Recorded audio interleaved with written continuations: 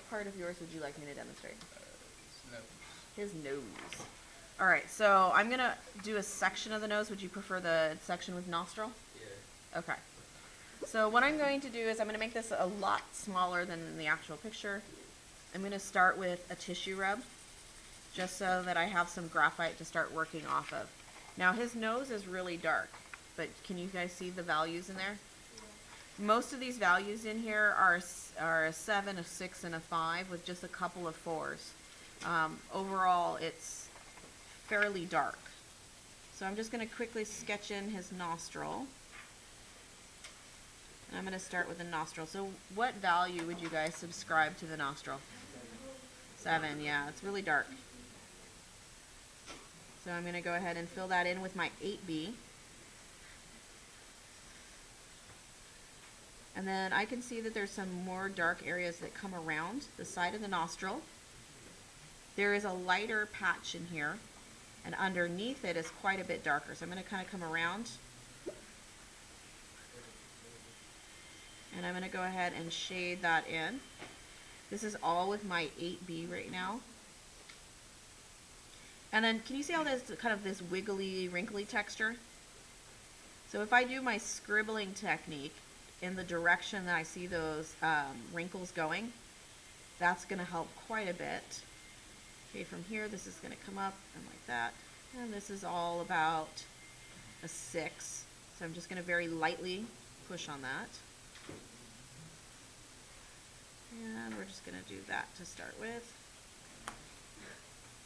Alright, what should I do next? What should I do next? Does that look done? It's all done? Yeah, I'm going to blend it. So the reason I'm asking you guys a lot of questions is I want you to be a part of thinking about what do I do. Alright, so I'm going to look at the direction that all these things are going. And I'm going to start by blending out. And I'm going to be careful to keep the general shape.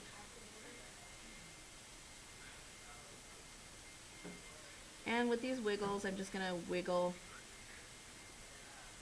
right on top. Now this is one of those things that might look kind of strange without the context of everything that's around it. Okay, what do I do next? No ideas? Nope, no ideas whatsoever?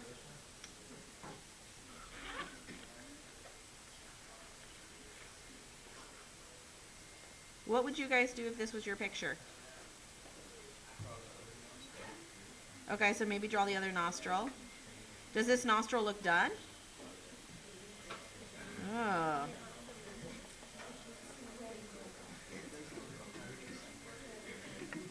It looks 100% blended in? Correct. It's not all the way blended.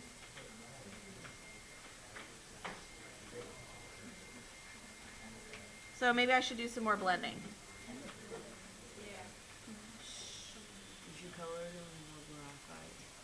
So these demonstrations, while it might not be your animal, the technique could be helpful to you. And the person who is up, has their drawing up here right now, is looking for that respect. And I hope that if you are up here, you guys are getting that same level of respect from your classmates. Alright, so I'm going to come in here and I'm going to just start trying to smooth this out, because for the most part this nostril is fairly smooth, right? It has a velvety texture.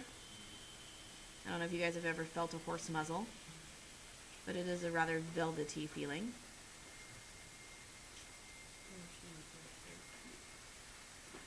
Okay, any idea what I should do next? Graphite. Well, I don't want to use the graphite powder. That would be too intense. Okay, that black thing too. Should I add some highlights? No. Because there's some areas that are now all very similar in value. If I erase, and then if it's too bright, what do I do? Go back with what? Shade. With the blending stub, right? Because I'm going to pull, right? And then I will push it back. Erasing is to pull. Blending stub is to push. So right along this edge here, there is a brighter mark. So I'm going to come in here. I'm going to put that in. Up in here, there's a bit of a brighter spot. I'm going to put that in. And I might stipple a little bit with my eraser. That is a good way to get some texture. Also, along some of these wrinkles, I might choose to add a little bit of lighter values in there. And especially up into here.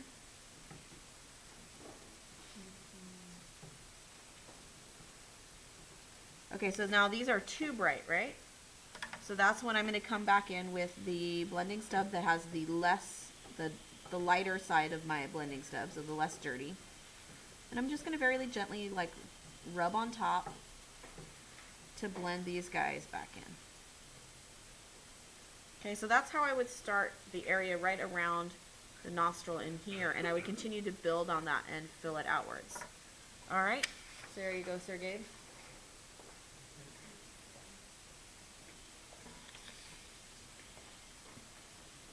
Okay, let's see who's next.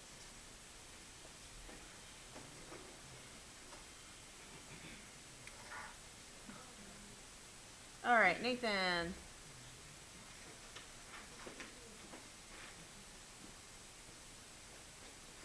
All right, what part of your... The eye.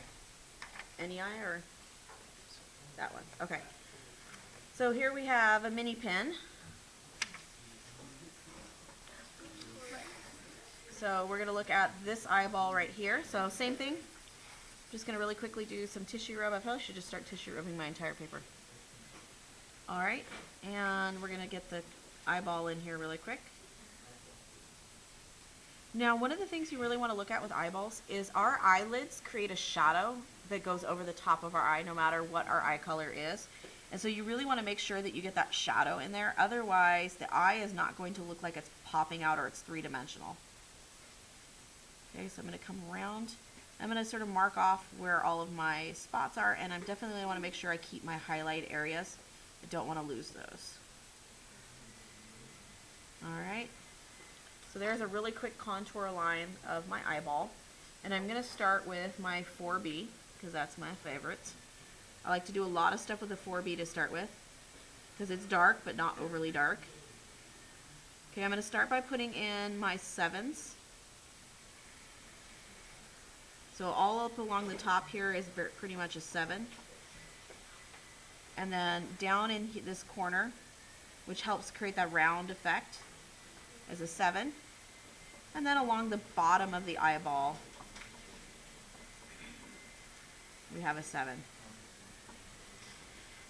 Okay, I'm going to switch over to a 2B really quick because I want to add some darker values, but I don't want to get too intense. So I'm going to add in some of these values that are closer to a 6. And I'm going to be paying close attention to the shape. Now I'm going really fast so I can try to get a few more drawings in before the bell rings.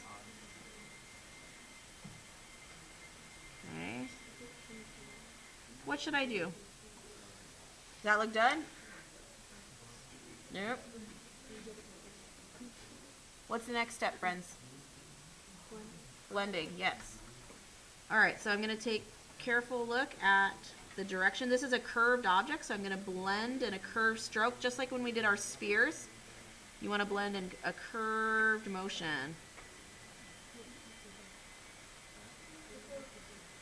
Okay, I'm going to come back in with my 8B now, because I want to add all of those black values. Now, what's going to happen sometimes is there's going to be a glare from the graphite and the light overhead, especially the darker you get. So one of the things I do is if I have my drawing board, I'll lean it against the table, and then when I look at it, I don't get that glare anymore from the light overhead. So that's something that you guys might want to think about. Alright, so I'm going to have to kind of get my head a little bit in the way here as I angle around for a better view. Okay.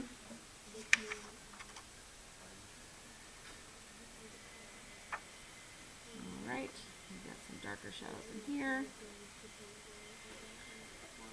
Now, I would have no problem spending 20 minutes per eyeball.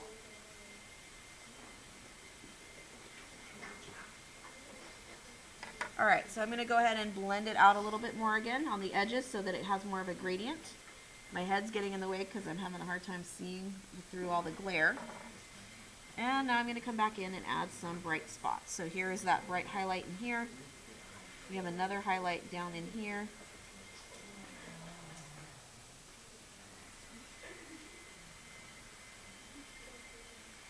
Okay, I see another one right in here. Okay, we got another one right in here. We need to shade that down. Correct, it's too bright, but this is how it has to start. So now I'm going to take my blending stub and I'm going to push it back down because it's not this, some of these are not this bright.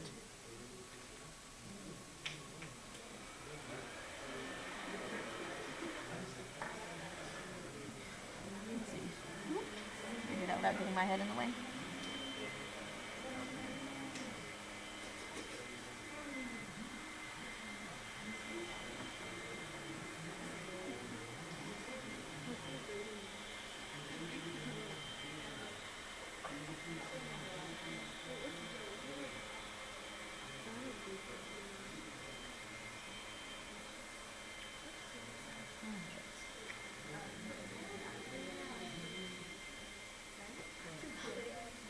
Alright, so really quick, we got a little doggy eyeball here. I'm just going to add some a little bit of outside value just to help set the eye back into place here. Why are you going there?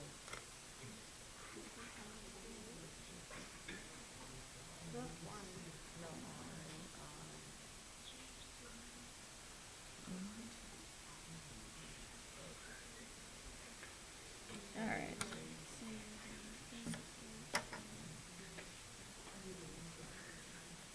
Alright, so very quickly, there is a puppy eyeball.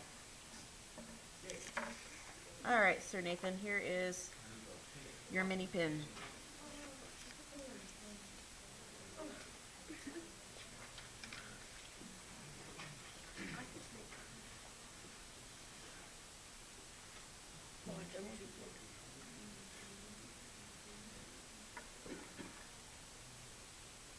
Chloe.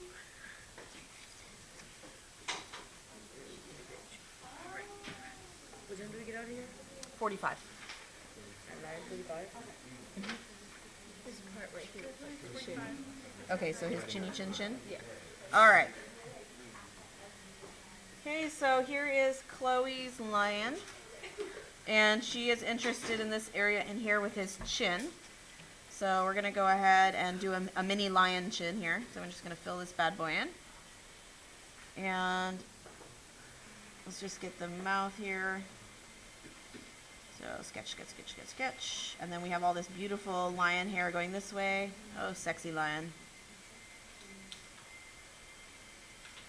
All right. So long hair is actually my favorite to do because it's actually very easy to do. So most of this area in here is probably a 2, a 3, and a 4. Do you guys agree? Yeah? All right, so there's a couple spots in the chin that are coming out here that are darker. So I'm going to look at the direction that those hairs are going. And I'm just going to flick those in. I'm going to switch now to my 2B because I don't want to get super dark. And I'm just going to flick a couple more of these darker lines in here. And now I'm going to come underneath the chin. And I'm going to start by drawing some long hair. So going underneath the chin to define the chin. And then following the hair direction in the picture.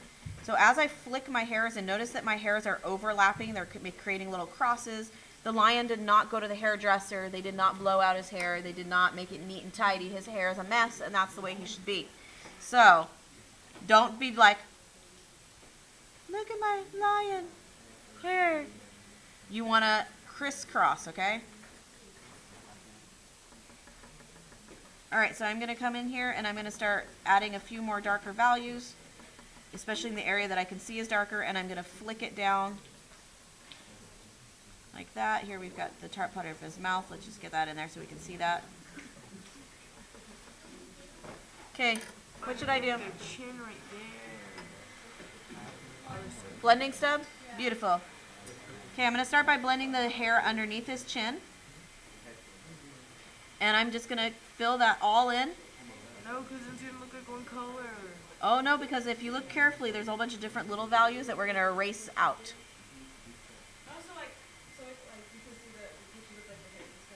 Yep. So I'm going to just blend this a little bit. Now what I'm going to do for this area in here is the lion's hair is longer, so notice my eraser is out longer. If I look carefully, there are little pockets in here of lighter hair now that I blended it. And I'm going to go into those pockets. And I'm just going to start erasing out where I see some of these lighter values. And I need to be careful because I don't want to erase all the values of my chin that go underneath my chin. And now I'm going to come onto the chin itself. And I'm going to start erasing out. And I might move this so I can get a better angle. Don't be afraid to move your drawing boards around to get better angles for erasing or flicking your pencil. Art is not supposed to be static.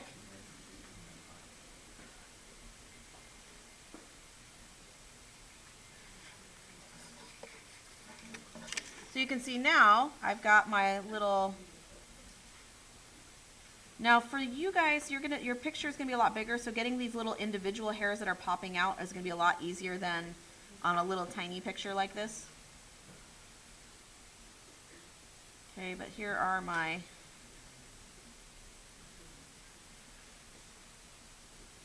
Okay, and then I'm just going to come back in with my pencil.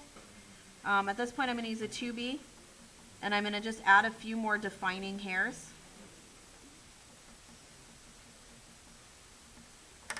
And I'm going to get just a tiny bit darker right under here.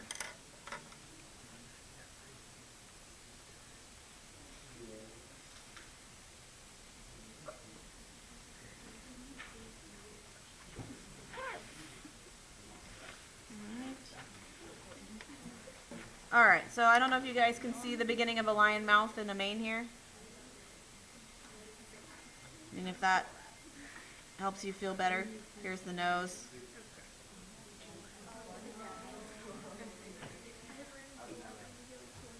Alright.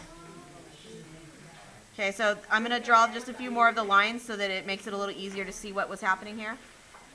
So hopefully now that makes sense of what's happening, the texture and how this becomes the lion mane. Now on a big picture, because this little guy is not going to be good for all parts of your lion fur, I will cut one of these at an angle, and then you can use the big eraser to create some really cool fur and hair texture really easily. One of my favorite things to do is to use one of the big erasers to erase lion manes. They look super awesome. Alright, so you can come on up and get your Rey Leon.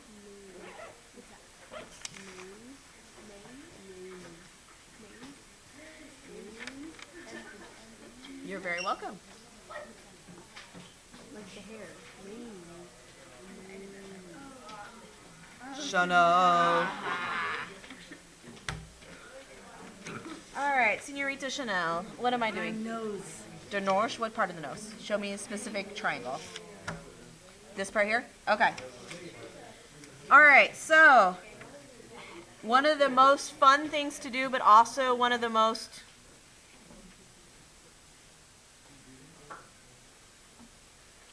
difficult, because it feels difficult, is elephants. So we're going to focus on this area in here.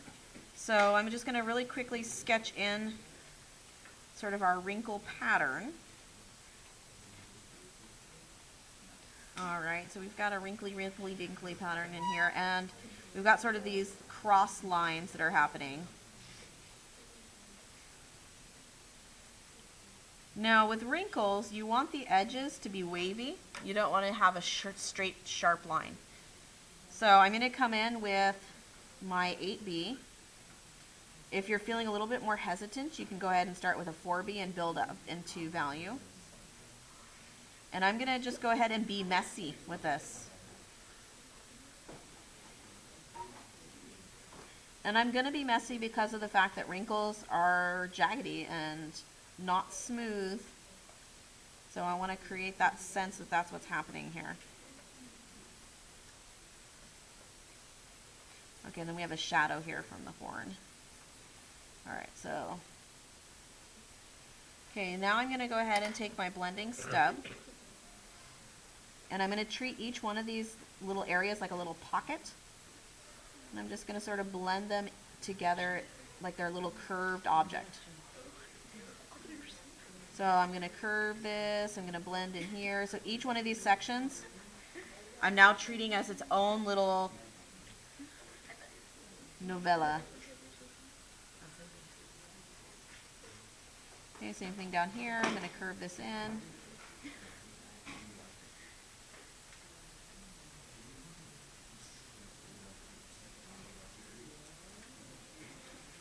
All right. And I'm going to be coming back in to add some more darkness.